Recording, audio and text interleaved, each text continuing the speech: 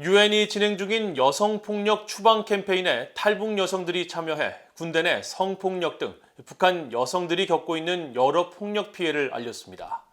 북한 지도부는 앞서 여성에 대한 폭력을 종식하는 조치를 취하라는 유엔 등 국제사회의 권고를 지지한다고 밝혔지만 실질적인 이행이 없다는 비판이 계속 나오고 있습니다. 김영권 기자가 취재했습니다. 워싱턴의 민간단체인 북한인권위원회가 최근 공개한 동영상입니다.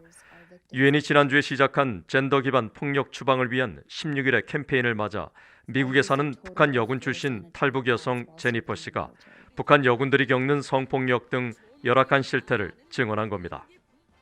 The most serious human rights violations against female North Korean soldiers are sexual assault crimes. Based on my experience, I think almost 70% of female soldiers are victims of sexual assault or sexual harassment. And I'm also a victim of sexual assault.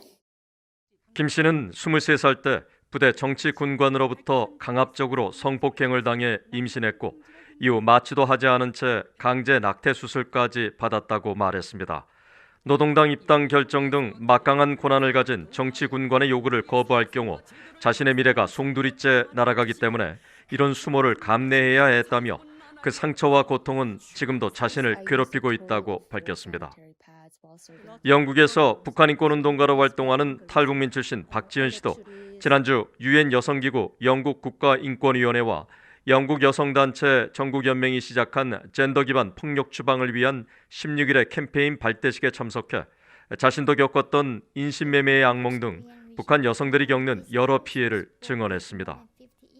북한은 성폭력이나 성추행 이런 거 같은 문제에 대해서 이제 정부 자체가 크게 관여를 안 한다고 봐야 되는 거잖아요. 오히려 피해자가 더 욕을 먹는 그런 사회잖아요. 특히 이제 북한이 이제 남녀평등법을 발표했어도 남녀에 대한 서로 존중이 없기 때문에 남자가 이제 여자한테 이러한 범죄를 저질러도 누군가 이걸 처벌할 수 없다는 거죠. 그러니까 아주 심각하고요.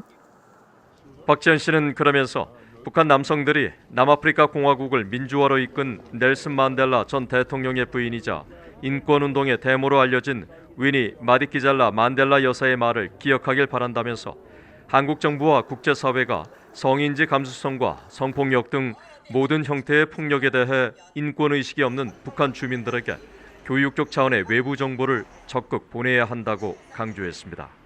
그분이 그때 얘기했잖아요. 우리 모두가 서로 다른 여성에게서 태어났다고. 그래서 남성들도 이제 여성의 몸에서 태어난 모든 생명이잖아요. 그래서 여성을 다치게 하게 되면 사실은 저희 미래를 다치게 하는 것이기 때문에 저희가 여성을 다치게 하는 모든 범죄에 대해서는 정말 강력하게 대응을 해야 된다고 생각합니다. 국제인권단체들은 북한의 형법은 상관의 위력에 의한 성폭력에 대해 2년 이하의 징역이나 엄중한 경우 5년 이하에 처하도록 돼 있지만 관리들의 부패와 위력, 가부장적 문화 때문에 제대로 이행되지 않는 게 큰 문제라고 지적했습니다. 뒤에 뉴스 김영권입니다.